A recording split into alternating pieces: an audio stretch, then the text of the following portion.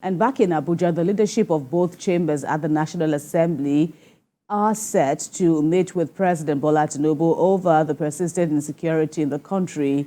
The upper legislative chamber also resolved to present a compiled security report and recommendations from the 9th and the 10th Assembly to the President.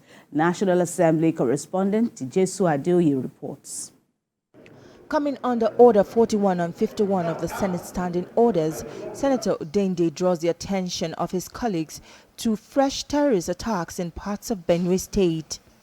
The lawmaker disclosed that heavily armed terrorists disguised as herdsmen have laid siege on villages and communities in the state, causing the death of over 50 persons. People are under siege. As I talk to you, they are attacking them in all fronts. And it's unabated.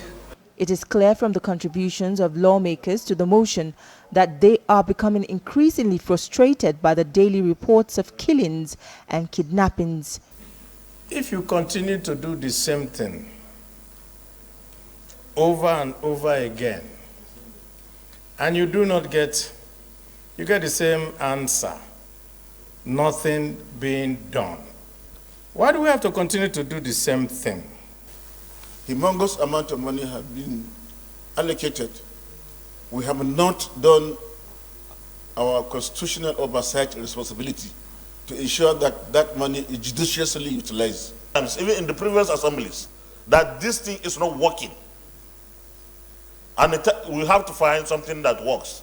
Senators suggest a need to revisit their earlier resolutions to meet with the Commander-in-Chief of the Armed Forces of the Federal Republic of Nigeria to discuss their concerns and also present all resolutions reached in the National Assembly or strategies to tackle the rising insecurity. The leadership of both houses of the National Assembly, on behalf of our colleagues, need to sit down with Mr. President, who is the Commander-in-Chief.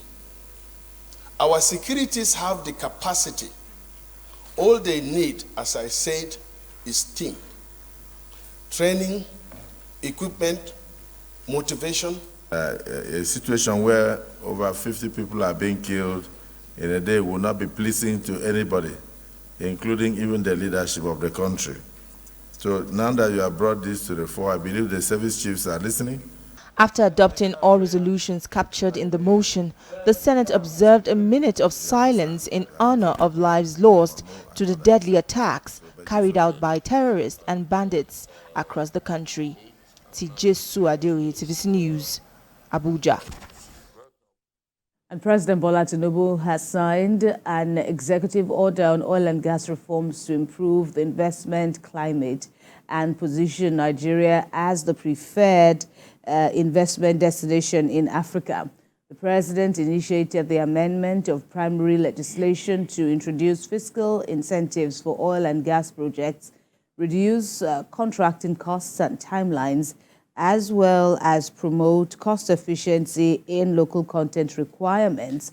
But the president's directives are as follows: the introduction of fiscal incentives for non-associated gas, midstream and deepwater developments, as well as the streamlining of contracting processes to compress the contracting cycle to 6 months, and the application of the local content requirements without hindering investments or the cost competitiveness.